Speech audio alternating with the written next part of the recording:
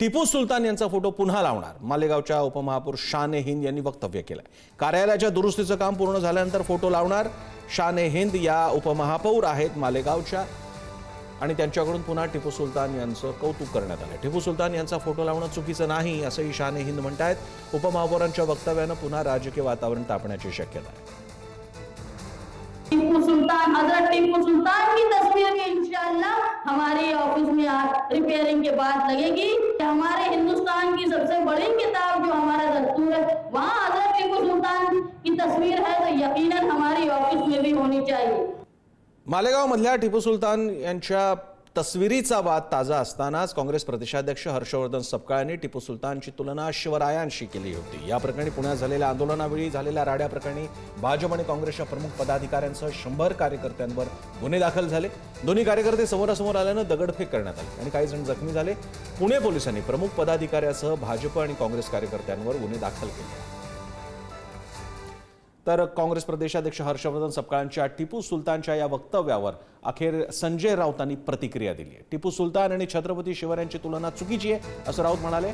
तर छत्रपती शिवरायांची कोणाशीच तुलना होऊ शकत नाही असं स्पष्ट शब्दात राऊतांनी फटकारलं।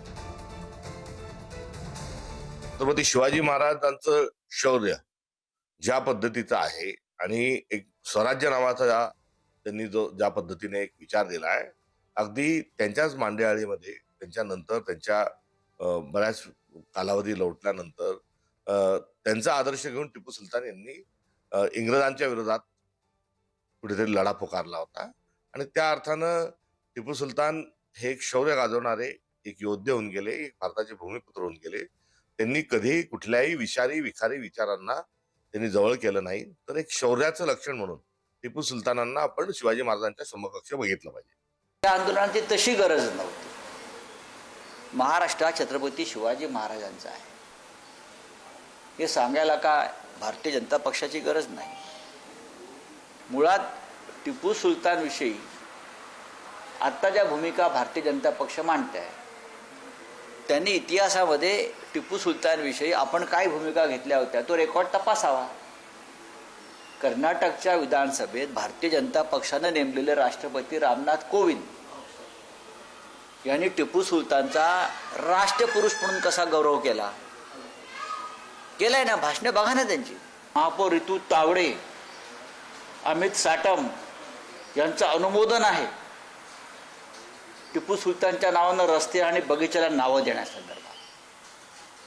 तेव्हा भारतीय जनता पक्षाने टिपू प्रकरणामध्ये आ बैल मुझे मार करू नये।